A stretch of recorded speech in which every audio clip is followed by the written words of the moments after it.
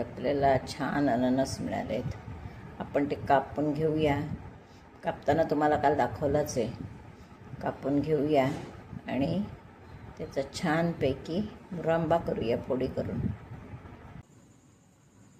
किती छान आहे अननस बघा, कमी काट्याचा आणि सुंदर भरपूर गर असलेला. आत पाव पण त्याला फार कमी आहे असा हा सुंदर अननस आपल्याला मिळाला आहे.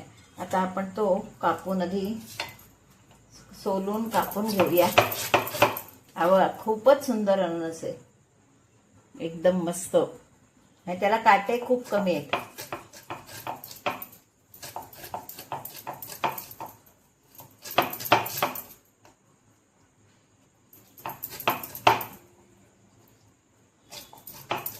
सगळा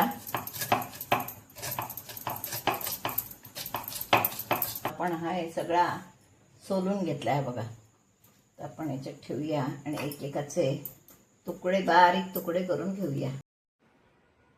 आता हा चिरलेला अननस आणि साखर, साधारण 500 ग्रॅम अननस आहे.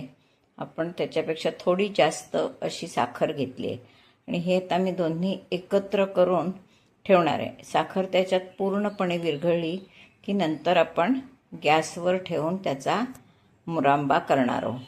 अननसाचा मुरांबा अशी साखर लावून आपण विरघळावत ठेवला. आता पूर्ण साखर विरघळली की आपण नंतर गॅसवर ठेवणार आहोत आणि मग त्याचा पाक करणार आहोत. साखर विरघळली की मी पुन्हा तुम्हाला दाखवते. हे आता आपण अननस आणि साखर मिक्स करून ठेवली होती. आता साखर पूर्णपणे विरघळलेली आहे. आता आपण हा अननस छानपैकी त्याच्यात शिजवून घेणार आहोत. 1 तारीपेक्षा जास्त पाक करायचा असतो, दाखवते मी नंतर तुम्हाला. आधी छानपैकी असा शिजवून घेणार आहे. अधूनमधून ढवळत राहणार आणि शिजवून घेणार. आता आपला अननस छानपैकी उकळला आहे. हा खूप पातळ आहे, अजून आपल्याला बऱ्यापैकी थोडा तो आटवायला हवा आहे. मग दाखवते तुम्हाला. अजून एक 5-10 मिनटं तरी लागतील. तोपर्यंत तो अननसही आपला छानपैकी पाकात शिजतो साखरेमध्ये. आधी आपण विरघळवून पण घेतलेली आहे साखर, त्याच्यामुळे साखर मुरते पण चांगली अननसामध्ये आणि शिजतो पण व्यवस्थित. हे बघा, अजून व्हायला हवा आहे. मी दाखवते थोड्या वेळानं. आपण यामध्ये फक्त वेलची पावडर घालणार आहोत, बाकी काहीही घालणार नाही हो. खरं म्हणजे वेलची पावडरची सुद्धा असा छान उकळलेला आहे. अजून एक 5-10 मिनटं आपल्याला तो आटवायला लागेल. मग मी दाखवते तुम्हाला.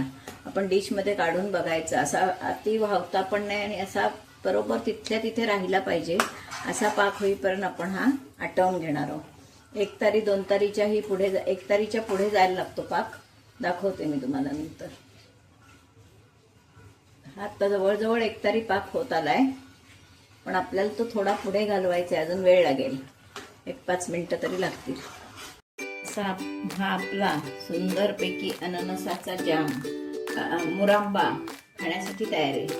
आता हा मी कसा केला बघा. अननस कापलेला पूर्वी तुम्हाला दाखवलेला आहेच.